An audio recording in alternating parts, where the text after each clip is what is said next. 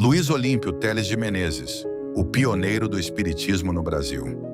Foi em meados de 1853 que as primeiras manifestações espíritas, através das chamadas mesas girantes e falantes, entraram no Brasil.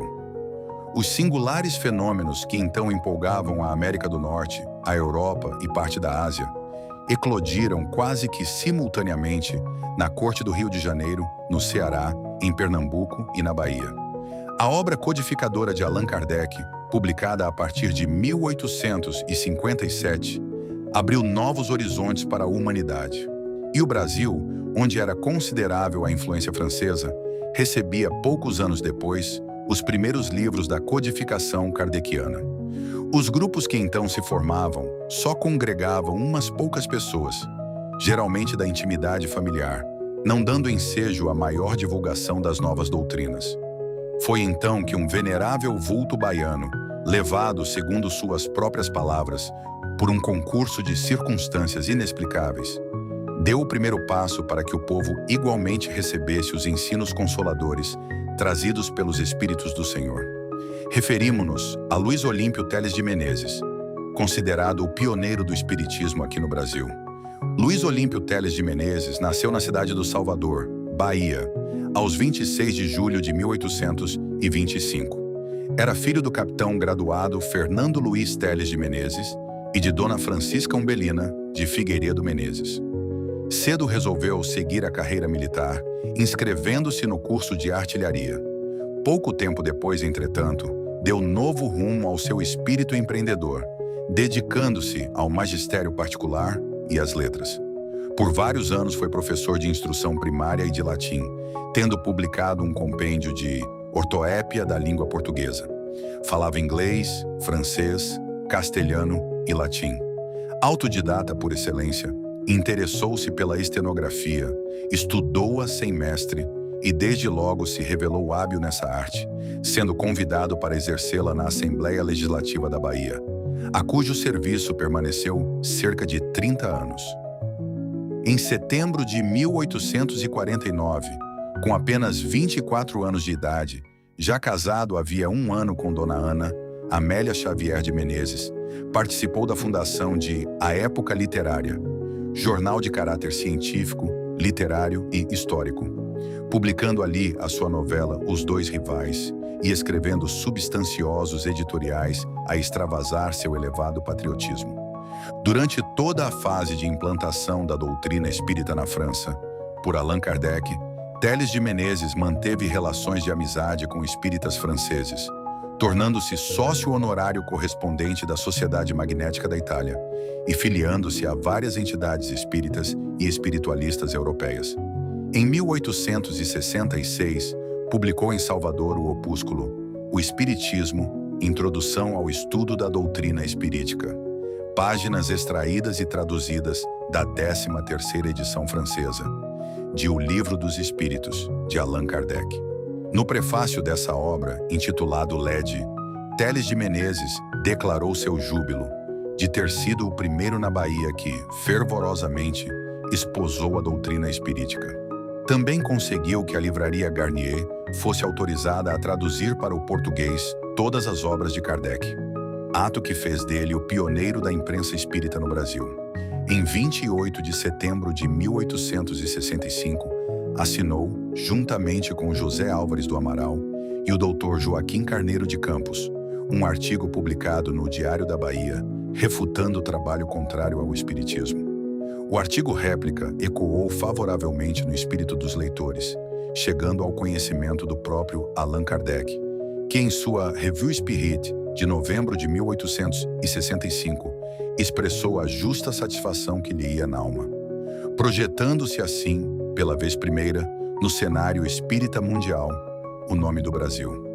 Objetivando espalhar por esses Brasis afora as sementes da terceira revelação, Teles de Menezes organizou, em Salvador, uma sociedade nos moldes desejáveis, regida por estatutos que facultavam o ingresso de quaisquer estudiosos e instituíam o trabalho assistencial nos meios espíritas. Fundou-se assim, a 17 de setembro de 1865, o Grupo Familiar do Espiritismo, o primeiro e legítimo agrupamento de espíritas no Brasil, destinado igualmente a orientar a propaganda e a incentivar a criação de outras sociedades semelhantes pelo resto do país. Essa atitude foi um verdadeiro ato de heroísmo, pois naquela época o ambiente era totalmente hostil à prática da nova doutrina, mesmo porque o Estado tinha o catolicismo como sua religião oficial. Às 23h30 desse mesmo dia, os membros do grupo recém-fundado receberam, assinada por Anjo de Deus, a primeira página psicográfica de que se tem notícia na Bahia, fato que lhes trouxe inefável felicidade. Na presidência do grupo, Teles de Menezes distinguiu-se pelo seu ânimo forte, pela sua cultura e elevação de sentimentos, suportando com destemor e firmeza d'alma o espírito zombeteiro dos incrédulos e materialistas, bem como o ambiente hostil da religião dominante.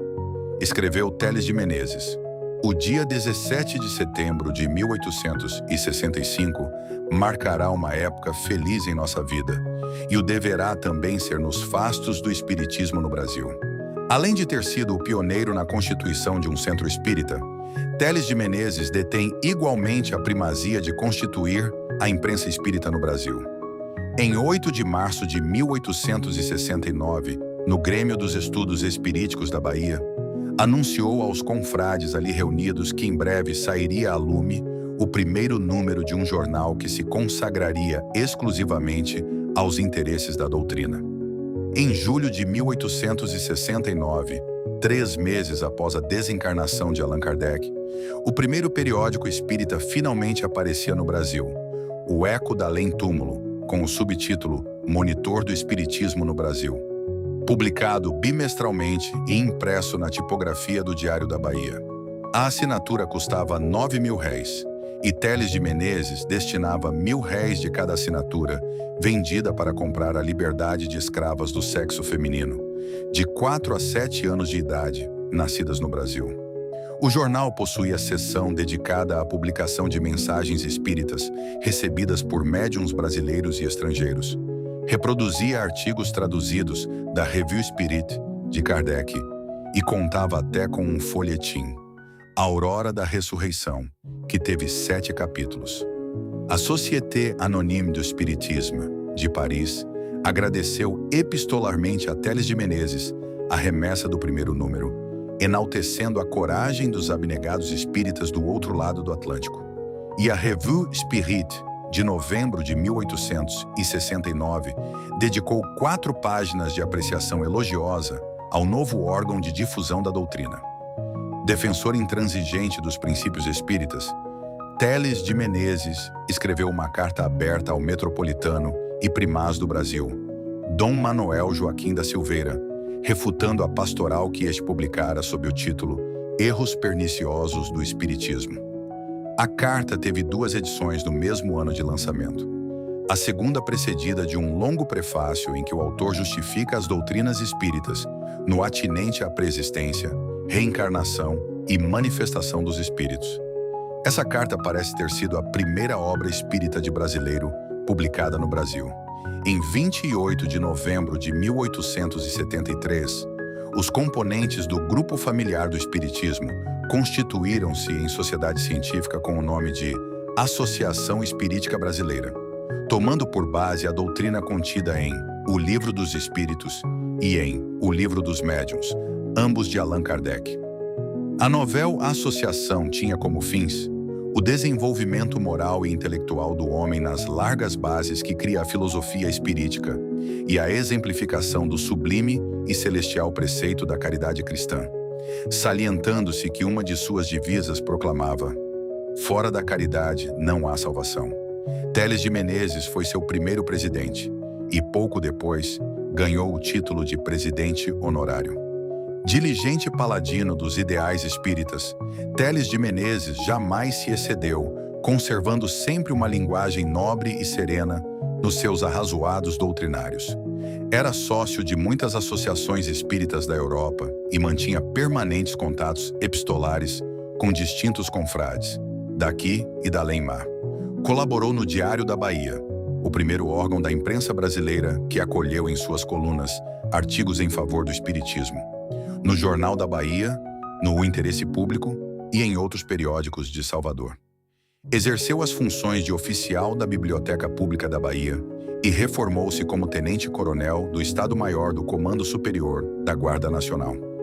Considerando sua missão cumprida na Bahia, transferiu-se para o Rio de Janeiro, onde, por volta de 1879, passou a fazer parte da Corporação Taquigráfica do Senado do Império.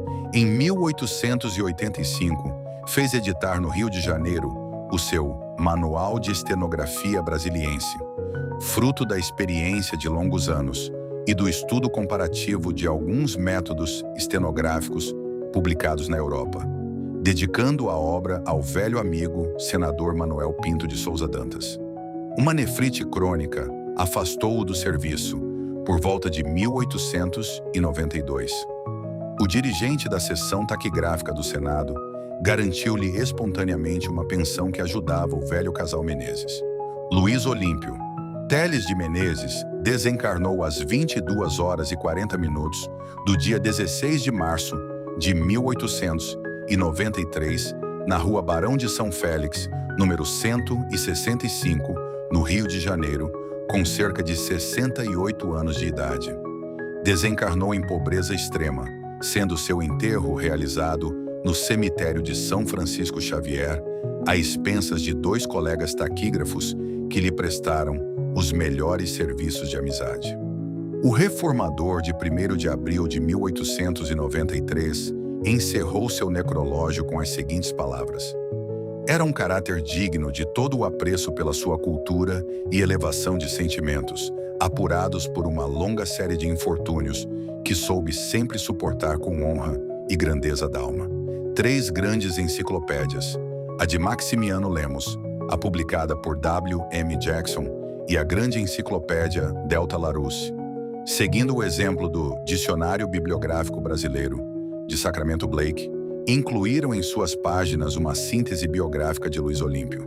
Em 17 de setembro de 1965, exatamente 100 anos após a fundação do Grupo Familiar do Espiritismo, 2 carimbos postais comemorativos foram aplicados nas cidades do Salvador e do Rio de Janeiro, por proposta da Federação Espírita Brasileira. E a 4 de dezembro de 1966, foi inaugurada em Salvador a Rua Professor Teles de Menezes, em cumprimento à decisão da Câmara Municipal daquela cidade.